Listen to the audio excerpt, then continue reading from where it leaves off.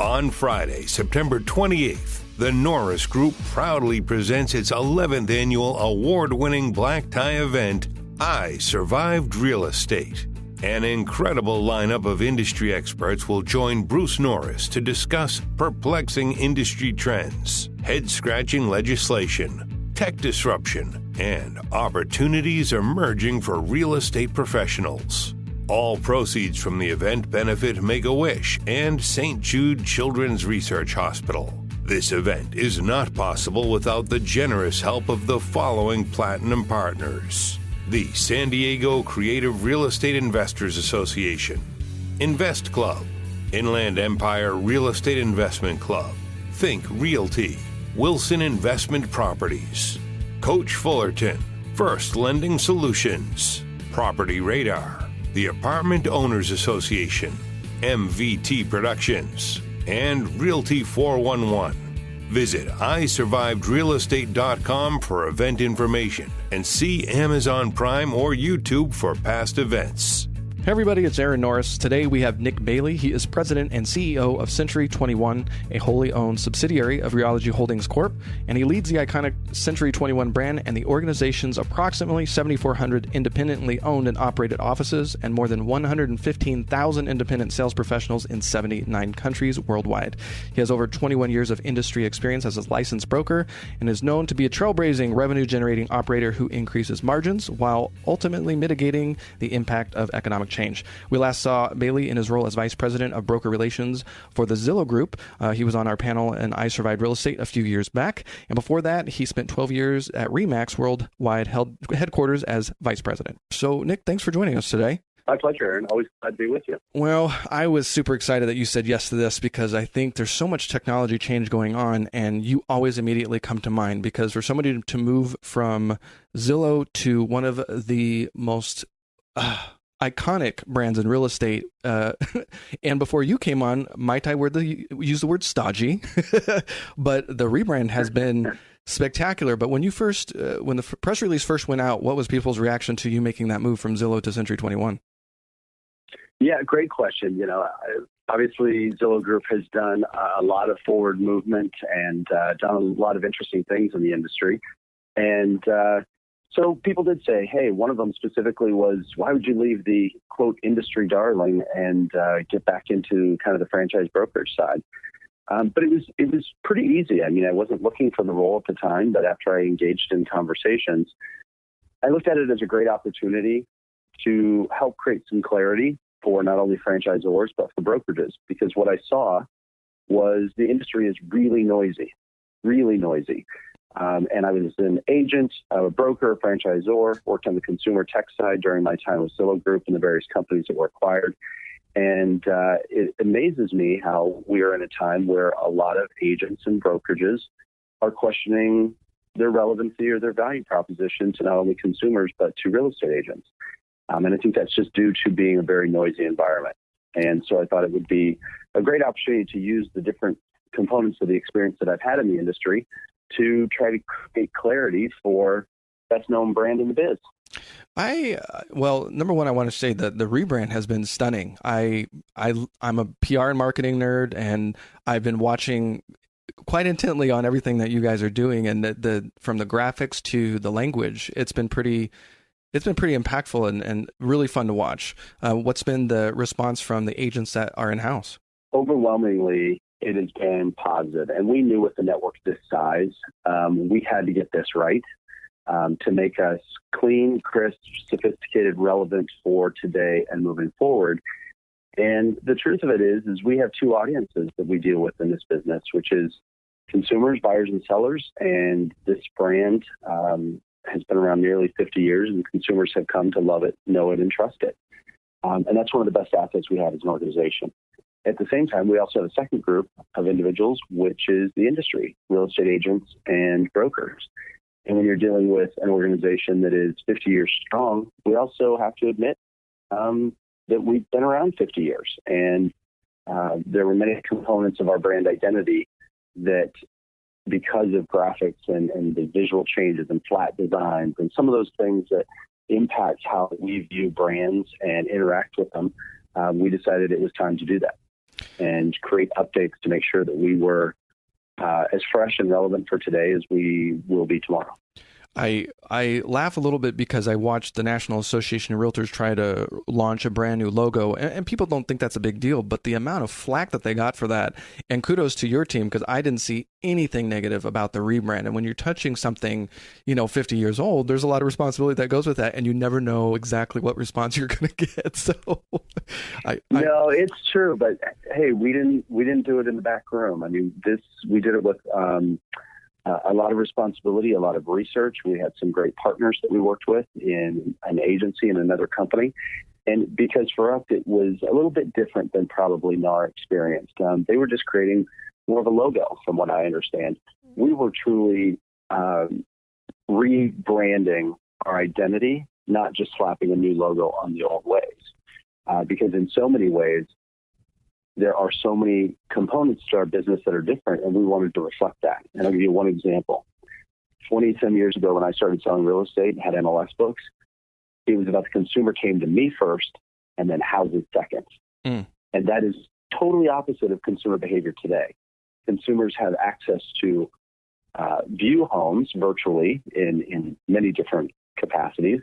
And so they generally go to real estate and look first and then engage with an agent second. So the process of how we can connect with consumers is different in just a very short period of time. And if we're not listening to consumer behavior, I think that's a dangerous place to be. And so for our rebranding, it was a combination of our new mission statement, which is to defy mediocrity and deliver extraordinary experiences, because most consumers will tell you after they buy or sell and get to the closing table, they didn't have a good time and don't want to do it again anytime in the near future. And that's a shame. But that tells me we have opportunity to make it a better consumer experience. I agree. And I love the word on your website, the word relentless. There's just some really great language that you guys are using. And it's a great segue into what you're saying. It was a total rebrand of not just the message and the logo, but I'm assuming somewhat of some technology. Is there other things that are coming along with the rebrand? There are. And technology, especially coming from my background and my age, I'm a big fan of it. And I think there are two components. That there's one, engaging consumers on what they want to see when they start their adventure and looking to buy or sell.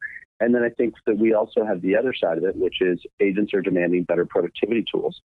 And the industry has been late to the table in many ways. There are still real estate professionals out there that are logging into 6 or 7 different systems to try to do their business. And the lack of integration in our space has so much room to grow.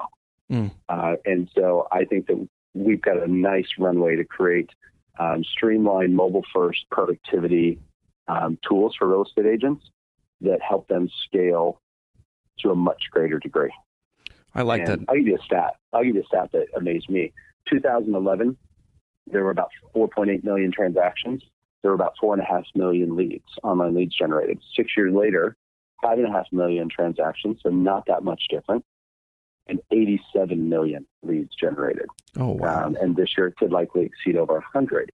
And so you have this space where leads are flying around at agents in all different directions, and they need them to land in one spot, and they need to be able to engage with them and take care and handle their needs versus 8 different systems to try to figure out who's who and who's qualified and what's real and what's not.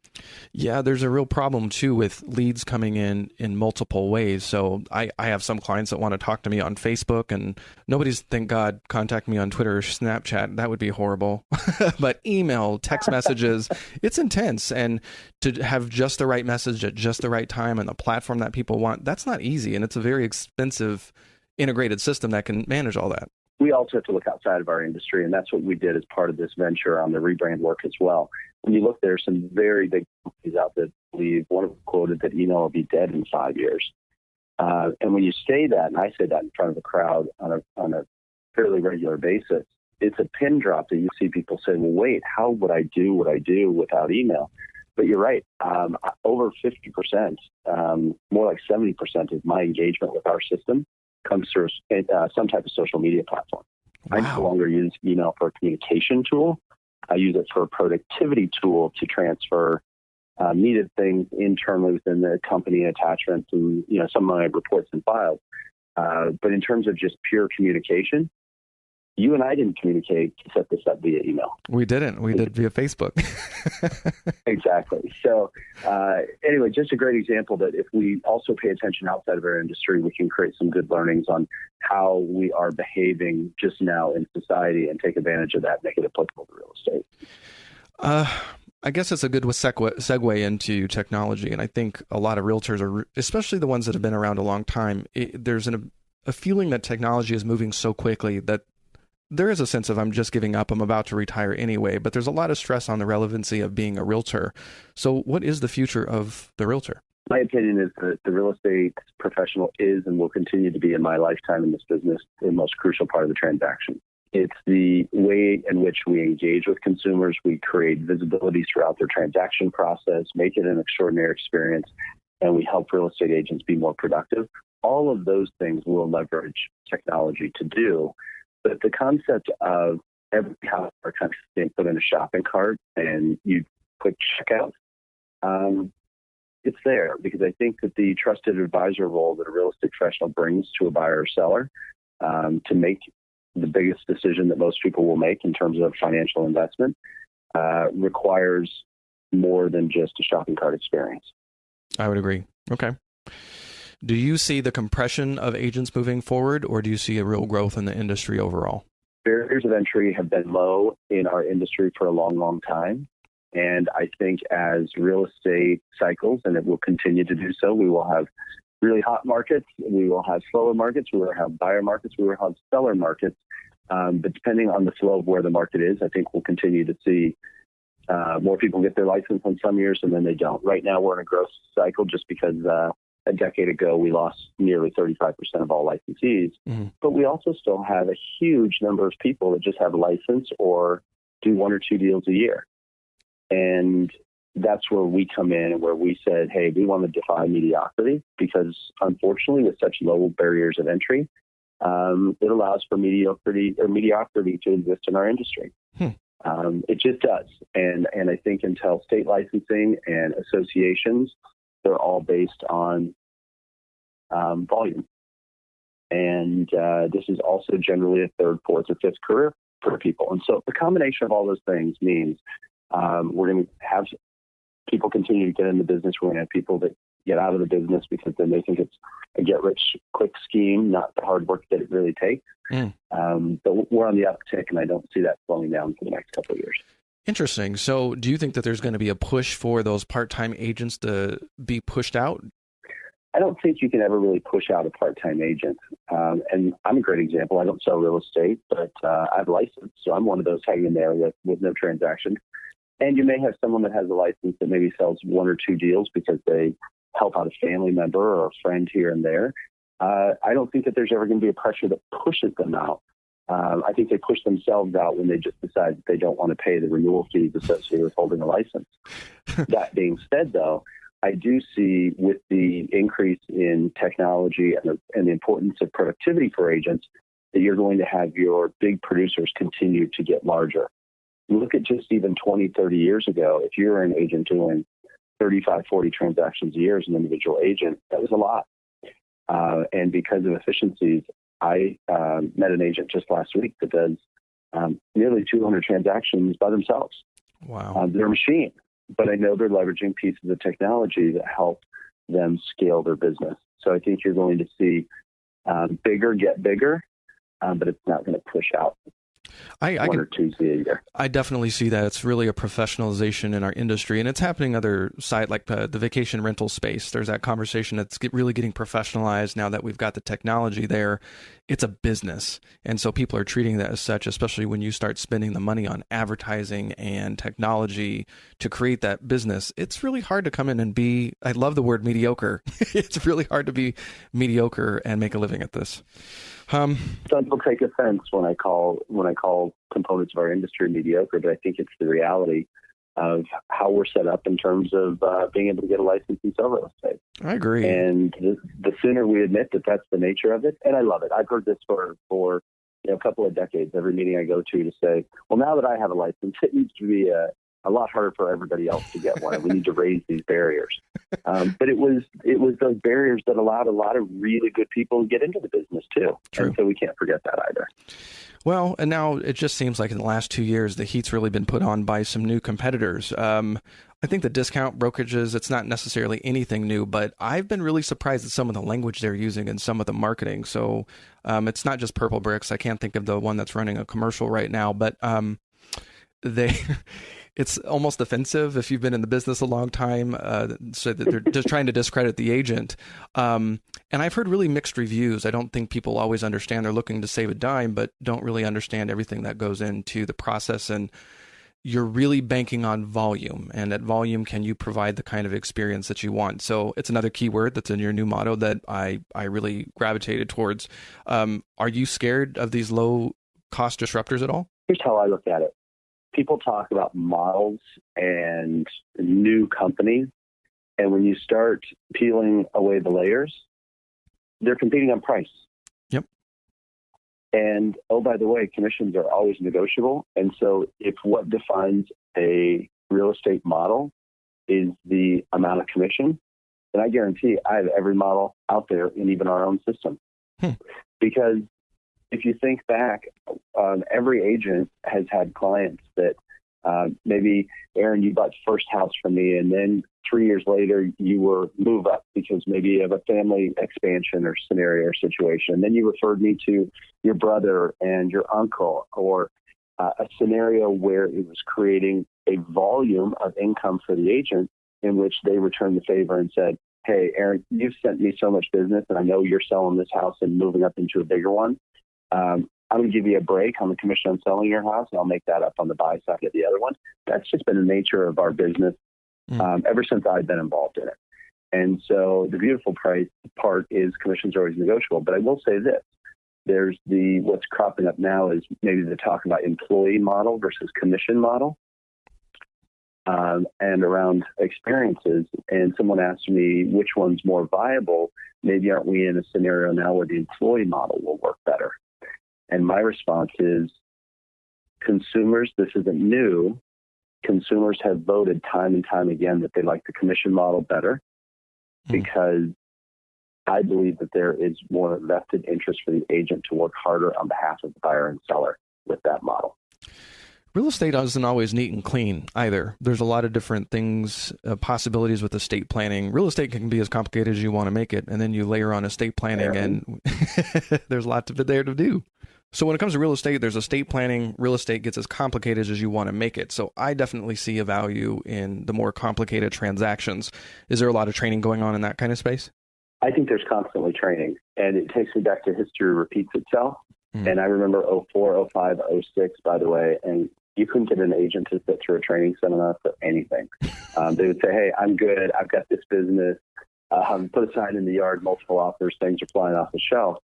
And all of a sudden, when foreclosures and short sales, and I can't tell you how many agents, when I would say short sale, and they say, what is that? Because they haven't experienced it before.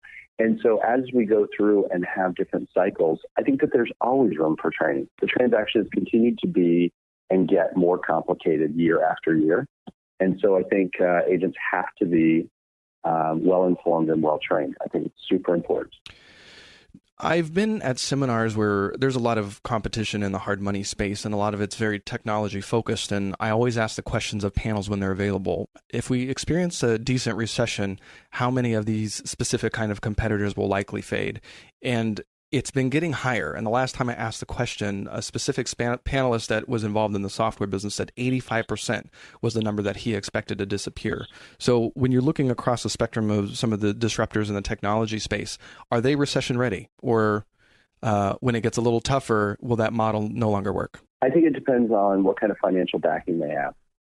And, we talked a little earlier, and you asked about some of the, quote, discounters that are out there. I always say that I don't know why we use that term in real estate, because commissions are negotiable. So really, they're not discounters, but I know they get referred to that way. But if we go back to 04, 05, 06, and I'm not going to mention them by name, but there were several companies that their advertising push was the exact same as some of these startups that we're seeing right now, and they didn't survive the recession. And so they were not recession-proof at the time, and it had a lot to do with a lot of their funding. But in some of these companies today, they're very well funded. When you look at the number that tipped over $1 billion coming into even the technology side of the business this last year, some of them are very, very well funded, but they're also expanding very, very rapidly, which puts good scale on their side. But at the same time, there's a point at which companies can't carry debt load. And if they go through recession where they just can't get through that, it's going to be tough. So, yes, I believe that there are a handful that are not going to make it if we go through some type of recession. But we'll see who they are. Well, we only have a couple minutes left. I knew it was going to go quickly. Are there any technology companies or services or trends that you're really excited about, whether it's artificial intelligence or virtual reality, that you think will just really change our business? I think that there are two that I find personally interesting.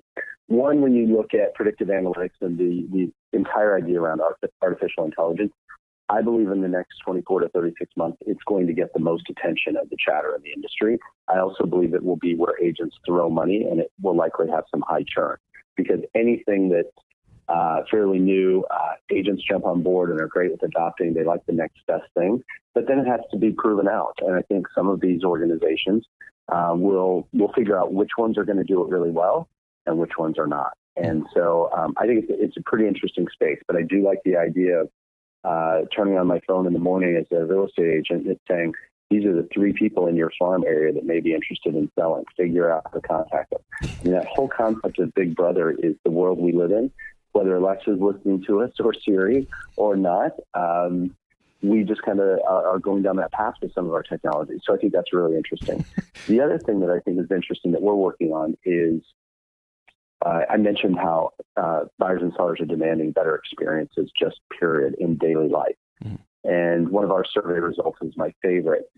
When you get to the closing table, this was just an industry-wide, not specific to us, our system, but just buyers and sellers in general. 40% said they'd rather have a root canal than go through the buying or selling process again. Jeez. I mean, that's crazy, right? Who wants a root canal? But what I think is interesting is right now, home search is fun. People engage in it all the time. When you go to home shopping and truly engage in wanting to buy or sell, and then you go through the under contract to close period, that is still ridden by darkness, anxiety, fear, stress, everything that you can imagine. And why I believe that those survey results say that when you get to the closing table. And so the other technology component that I think is interesting, and I can't give away our trade secret on what we're working on, but you think in a world in where we can take that entire process and create a better look inside for the buyers and sellers that are involved and reduce that amount of anxiety and fear through a home shopping to close, I think that's a winner. When do you think we'll start seeing that? Well, maybe in my next meeting, I'll find out when. To be continued. In the future, in the not so distant future. And granted, those types of things I think a lot of people are trying to solve for. And you hear the cliche in our industry is an end-to-end solution or a lead-to-close solution. And granted, everybody's looking at that through various platforms. But I'm talking something a little different that engages consumers. And we're using examples of companies outside of our industry as we look at how we develop this extraordinary experience for a buyer or seller. Cool. Okay. Well, I knew this was going to fly. If people want to check out the new brand, where should they head? Come see us at century21.com. You'll see a lot of the new rebrand work there. But right now, yard signs are popping up. The new building signs are popping up. They're in our advertising. So I think people are going to start to see it alive in their local market, too. Well, congrats. It looks great. And thanks for taking the time. Always great to talk with you. The Norris Group would like to thank its gold sponsors for supporting I Survived Real Estate, Guaranteed Rate, and Nathan Chaboya, In-A-Day Development, Inland Valley Association of Realtors, Jason Thorman with Coldwell Banker, Jennifer Buys Houses, Keystone CPA, LA South RIA, Las Brisas Escrow, Lawyers Title, Michael Ryan and Associates, New Western, NorCal RIA, NSD REI, Orange County Real Estate Investors, The Outspoken Investor, Pacific Premier Bank, Pasadena Phoebe, Pilot Limousine, SJREI, Spinnaker Loans, South OC RIA, Tri-County Association of Realtors, U-Direct IRA Services, White House Catering. See iSurvivedRealEstate.com for event information.